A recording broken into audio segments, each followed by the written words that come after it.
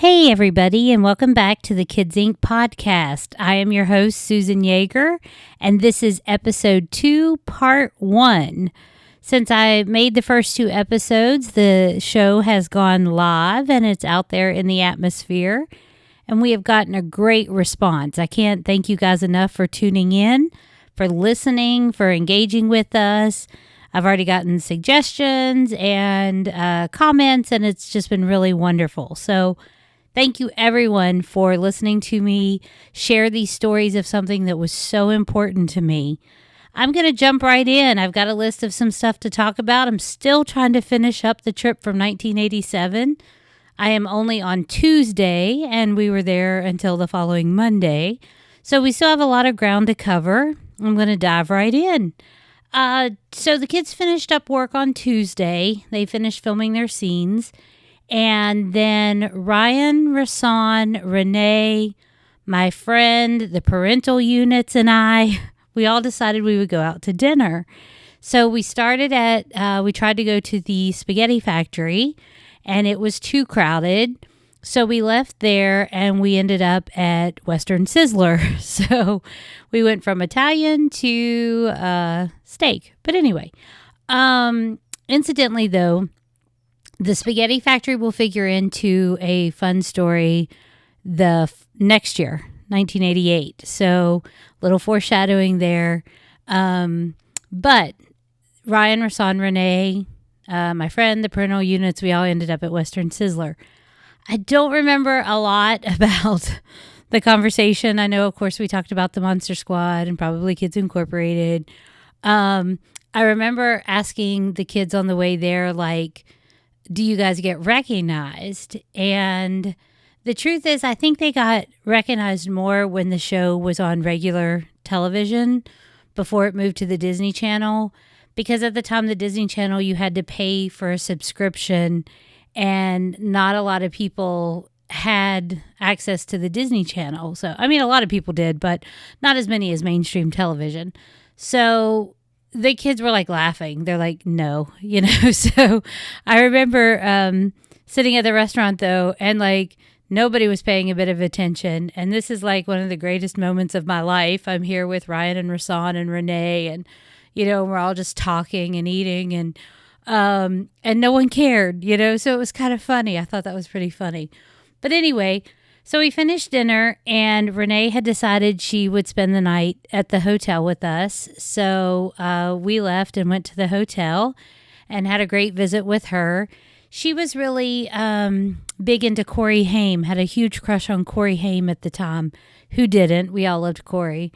And so I will post a fun picture of her I had brought all these Bop magazines, and so I was giving the posters out to like whoever wanted them, and Renee wanted Corey Haim, and I think Ryan and Rasan took the Alyssa Milano.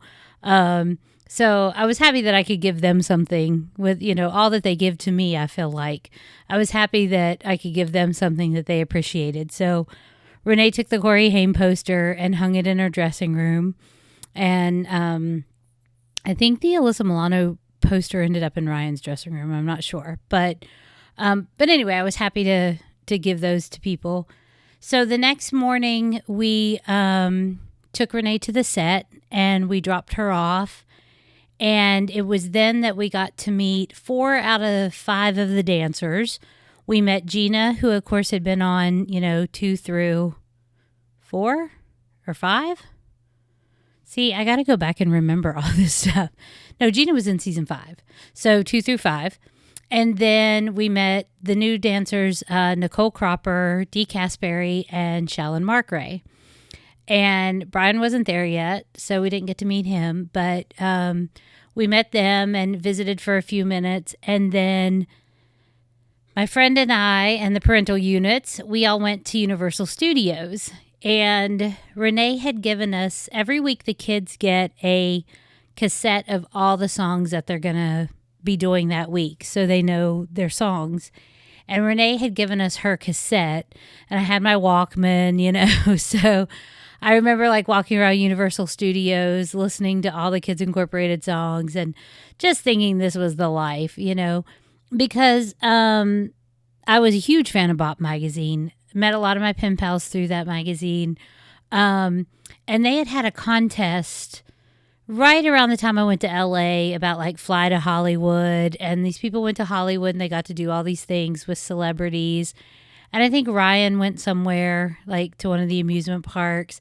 And I was always so jealous of that, So it was just kind of fun to be at Universal Studios and walking around listening to Kids Incorporated. And it was just a lot of fun. So we did Universal Studios that day. Incidentally, speaking of contest winners, if you guys go back, I don't know if this is out on YouTube or not. I'll have to look. But if you go back, remember there was a Disney Channel contest that somebody was going to fly to the set of Kids Incorporated and get to hang out at Kids Incorporated. Oh my gosh, I cannot tell you how many times I entered that contest. I mean, I have no idea. I would go to the library and copy the contest form or whatever, or send postcards in, whatever you had to do. Like, I entered the heck out of that contest. And I did not win, but that was okay because I had my own little version of it. But the contest winner, the day that we dropped Renee off at the set, that was the day the contest winner came. And so it's really funny because when you see that little recap that the Disney Channel did, they're all in the same clothes from like where we met the dancers, and Renee is still in the same clothes from the hotel. And so it was just kind of funny to me. I was like, oh, that's so cool that I have a memory from that day, and that's what the contest is. But we went to Universal, had a great time. Then Thursday was the big day. Thursday was the day they were going to tape the 9 songs from the episodes. If you guys remember back in the 4th season, they typically did 2 concert numbers at the beginning of the show, and of course the closing concert number. So usually on Thursdays with an audience, they would tape 9 songs. And they had a morning taping and an afternoon taping. So they would normally bring the audience in the morning, do 3 or 4 songs, depending on how fast everything went. And then they would break for lunch and that audience would leave. And then after lunch, they'd bring a second audience in and they'd do the other 5 or 6 songs, however many they had left. So of note, the morning that we got there and we were getting ready for the audience to be brought in, we met the 5th dancer, Brian Poth, and Brian would go on to become very instrumental in several of the Kids Inc. chapters of my life. So you guys will hear stories about Brian all the time. The first thing I think of is I look at this picture that I will put up on the YouTube channel. And we used to joke because Brian is probably almost a foot taller than me now. I'm 5'3", and I'll have to ask him, like, how tall are you? But every year that I would see him, he would get taller and taller and taller, and I just stayed the same. So it's funny because this is the first picture I used to look at and be like, okay, how tall is Brian now? Because he passed me up, of course, and now he's very tall, and I'm very short. So it's really funny when I see this picture, that's what I think of. But I don't know, Brian and his mom, Pat, hi, Pat, were wonderful to us. And Pat was one of the first people to have the big video camera. Like, it had the VHS was like inside the video camera. It was this huge video camera. And Pat's like this tiny lady. So she's carrying around this huge video camera. And when she heard our story and she heard that, I had come from West Virginia, she just couldn't believe it. And so she so nicely was like, well, let me video you guys. And she videoed us on the set and talking to the kids, and just God love her. Like, she was the best. And so you guys will hear about Brian and Pat off and on through these whole stories. The second thing that was also funny about that day, that morning, was Rad Daly, who had figured prominently into the 2nd season episode where Riley's friend comes and he pretends to own the place, because Riley did not own the place, and he pretends to own the place. I think Moosey and Rad are actually friends, And Rad had come to the set that day to say hello. And so I was so excited to see him. But the funniest thing is we were dressed almost exactly alike. And it was really funny. So, of course, I went up and introduced myself and asked if I could take a picture. And he was so gracious. And he was like, oh, I see you got the memo of like what to wear today. And I'm like, yes, you know. So it was kind of funny because we were dressed alike. So we met Rad, we met Brian, and then the show got underway. Okay, so the 3 episodes that they were filming that week were What's in a Name, Front Page News, and The Boy Who Cried Gorilla. So those were the episodes that we were getting ready to see the songs for. Incidentally, I heard a rumor, no pun intended, because that was actually the first song that they recorded. But I heard a rumor about Front Page News. I don't remember where I heard this, but I heard a rumor that that script was originally about Ryan and Renee like getting crushes on each other or falling in love. And then they decided not to do that, but the songs had already been recorded. So they wrote a different script around it. I don't know if that is true or not. But if you guys go back and listen to the songs from that episode, tell me what you think. Do you think that's like a possibility? Sometimes when I hear the songs, I was like, okay, I could see that. And then other times I was like, I don't know, because like who, what, when, where, and why. That's very much a newspaper kind of song. So I don't know. You guys let me know what you think about that. Also, I wanted to point out that I was very excited about that episode because Ryan and Renee have always been my favorites. And so the fact that they were paired together and so prominent in this episode and doing a duet, and I was just very excited about that. Not that I don't love everybody else on the cast, because I do, but it was just really great to hear Ryan and Renee together. That was something special. So anyway, they brought the morning audience in, and the first song they did was I Heard a Rumor. And if you watch that, if you go find it on YouTube and you look way over to the right, I'm over there.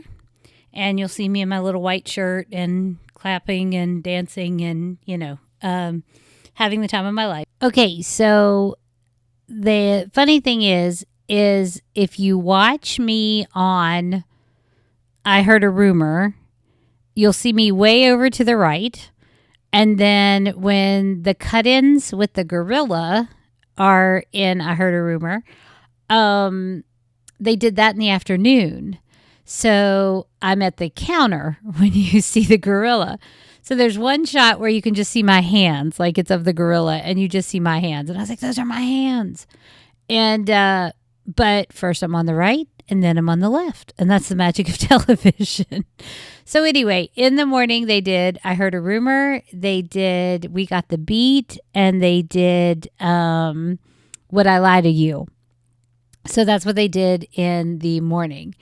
And then they broke for lunch. And again, like the morning audience usually leaves and they bring the second audience in.